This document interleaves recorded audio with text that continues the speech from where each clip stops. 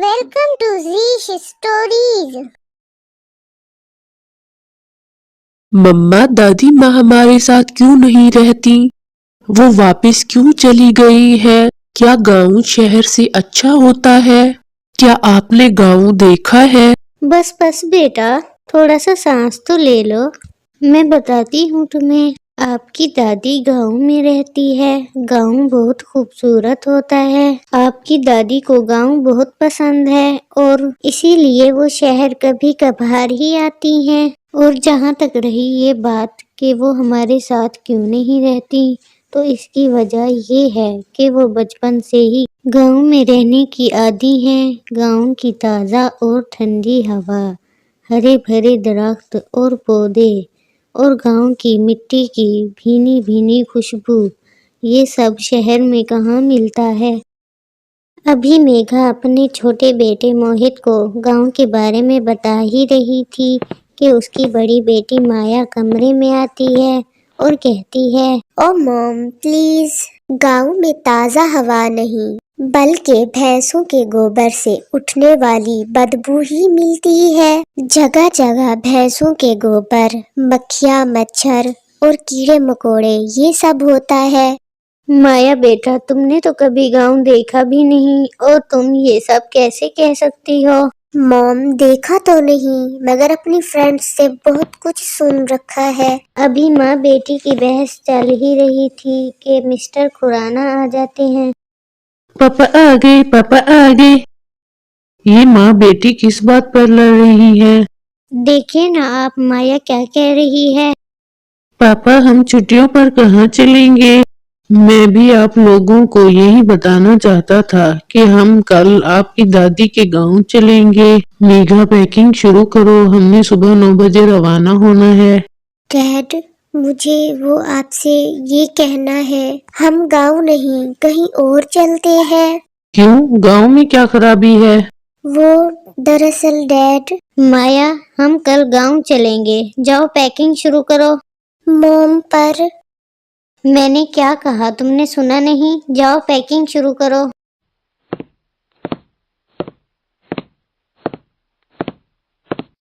आप फिक्र ना करें, मैं सारी पैकिंग कर लूंगी। अगली सुबह मेघा माया के कमरे में आती है। ओके, फिर एक हफ्ते बाद मिलते हैं। Okay bye. माया तुम रेडी हो? जल्दी से आ जाओ, डैड इंतजार कर रहे हैं। सारा सामान डिक्की में रखने के बाद, मेघा कहाँ हो, आओ चलें, देर हो रही है। जी जी मैं आ गई। ये माया और मोहित कहाँ हैं? वो बस आते ही होंगे। माया, मोहित, जल्दी करो, देर हो रही है।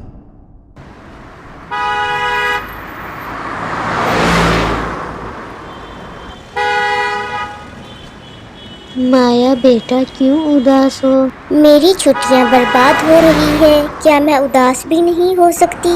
देखो बेटा, मेरा यकीन करो, तुम्हें गांव में बहुत मजा आएगा। चलो देखते हैं कि क्या होता है। मोहित गांव जाने के लिए बहुत खुश था, मगर सफर लंबा होने की वजह से उसे नींद आ जाती है। शहर की पक्की सड़कों से होती हुई उनकी कार गांव के कच्चे रास्तों पर चलने लगती है। मुसलसल 5 घंटे के लंबे सफर के बाद आखिरकार वो लोग अपनी मंजिल पर पहुंच जाते हैं। गांव में सब उनका अच्छा स्वागत करते हैं। खाना खाने के बाद वो बहुत सारी बातें करते हैं।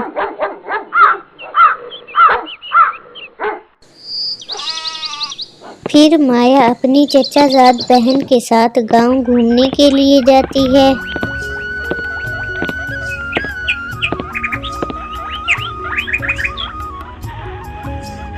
माया, ये देखो, यहाँ पर सारे माल्टे के दरख्त हैं।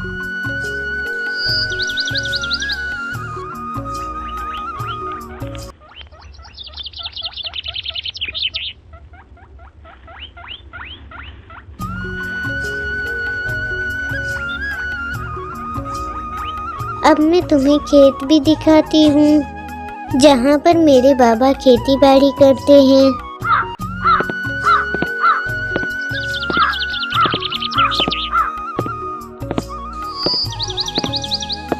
माया, ये देखो, ये है हमारा खेत। क्या तुम्हें भूख लग रही है? हाँ, मुझे तो बहुत भूख लग रही है, तो वापस चले। घर आकर खुशी उसके लिए गाजर का हलवा ले आती है। ये लो माया, ये फ्रेश गाजर का हलवा है।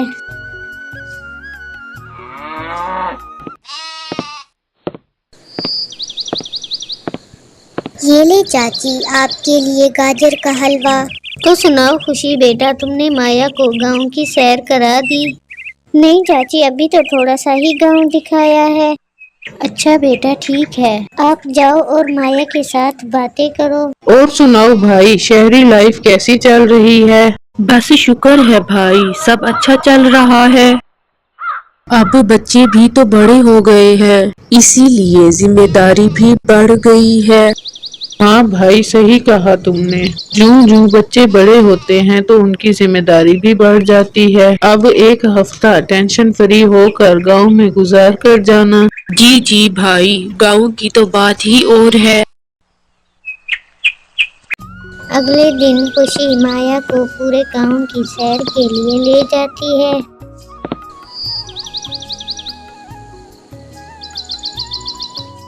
ये देखो माया, ये इस गांव की सबसे खूबसूरत जगह है। और ये देखो, ये वो जगह है जहां से पूरा गांव दिखता है।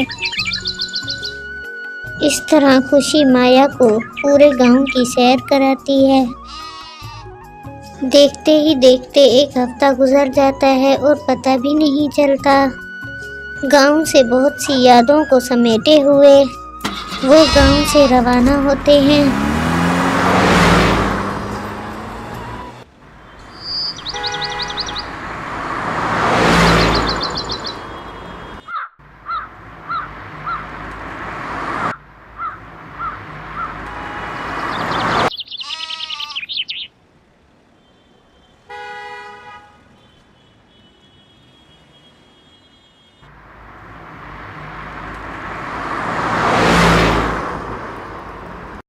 Do like and subscribe.